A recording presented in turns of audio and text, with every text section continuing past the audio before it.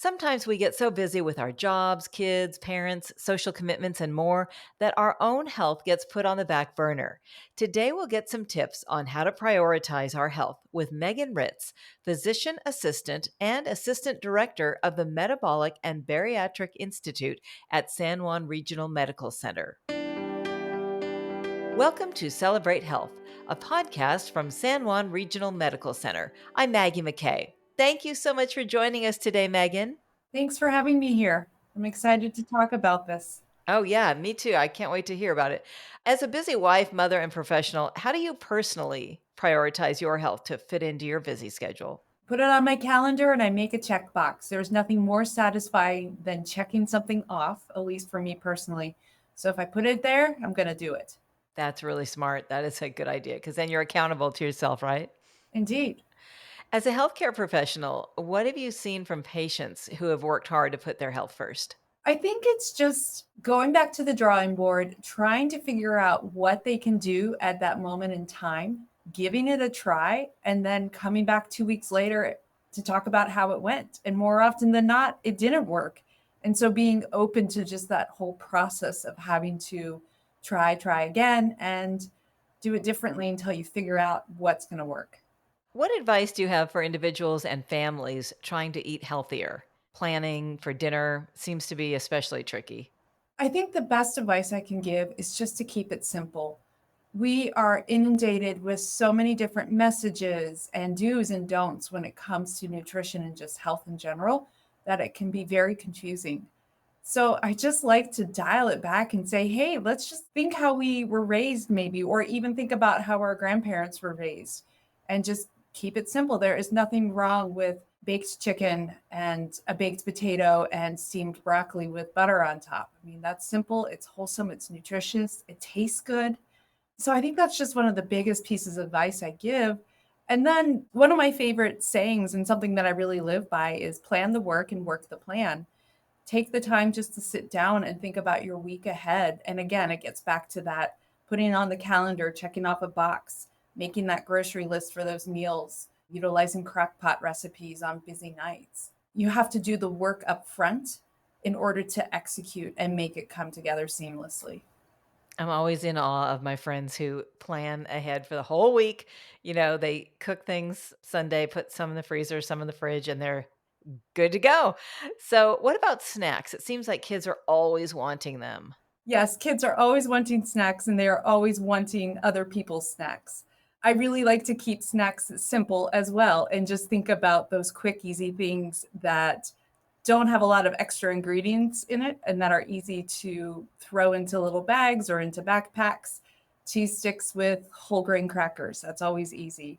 Fruit is always a great go to snack. Cutting up vegetables and having big bags or Tupperware containers in the refrigerator and telling your kids if you're hungry, you can always eat the fruit, you can always eat the vegetables. That encourages good nutrition habits, but it also just keeps them filled with those nutrient dense items. You sound like my husband, Megan. He says that to me, though, not to our son. I said, "There's nothing in here to eat." And he's like, "Oh my gosh, there's a drawer full of fruit. There's carrots in the bowl. There's this and that." And I'm like, "Yeah, but that's not the kind of snack I want." Right. And initially it might not be, but the more you do it, the more your body appreciates it. And the more you realize how actually this is pretty good and pretty satisfying. I always like to bring carrots to work with me because there are days when I just want to crunch on something. I'm not hungry.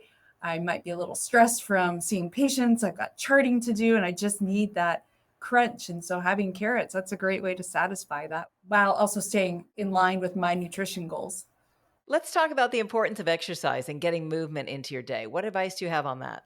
Again, that's something that really should go in your daily to-do list and put it in the calendar. Figure out what time of day you're going to do it. Are you going to get up first thing in the morning? Are you going to fit it in after work or after the kids go to bed? Just knowing what your exercise plan is really helps you meet that goal. Even that means things like setting out your running shoes and workout gear the night before. Also, do something that is fun, something that you enjoy, something that you don't mind doing. Otherwise, you're not going to do it. That's such a good idea. That's what I do so I don't weasel out of working out, and if I wanted to sleep in, then I'll be late, so I put all my stuff out the night before. It's a great idea, and that kind of also applies to a lot of things, like food prep and, like you were saying, check mark, just have it on your calendar, but to some people, that can be overwhelming to make so many changes at once. So, how can people set themselves up to be successful? In other words, organized and have good results? Don't do it all at once. That's my best answer. And truly, you can't do it all at once because if you do, you won't be successful. You'll feel like a failure. And then you're going to be less likely to engage in future healthy behaviors. So choose one approach and choose one thing that you really want to focus on. Maybe it is drinking 8 glasses of water or going to bed 1 hour earlier, or maybe trying some meditation and just do that one thing until you feel confident in your ability to do it and make it a consistent habit, and then add something else on. Maybe now you want to try meal prepping and start with breakfast. That's a great idea. Anything else in closing, Megan, that you'd like to share with people trying to prioritize their health? My big takeaway message is keep it simple, make it fun, and listen to your gut. Follow your own instincts. You know what's best for you. Don't get overwhelmed by all the tips and advice that you can be inundated with. And I think that will really help set you up for more success. Thank you so much for your time. This has been very useful. You're welcome. Thank you for having me. Again, that's Meghan Ritz. And to learn more about the Metabolic and Bariatric Institute and how the team might be able to help you achieve your weight loss goals, visit sanjuanregional.com. And if you found this podcast helpful, please share it on your social channels and check out our entire podcast library for topics of interest to you. I'm Maggie McKay. Thanks for listening. This is Celebrate Health, presented by San Juan Regional Medical Center.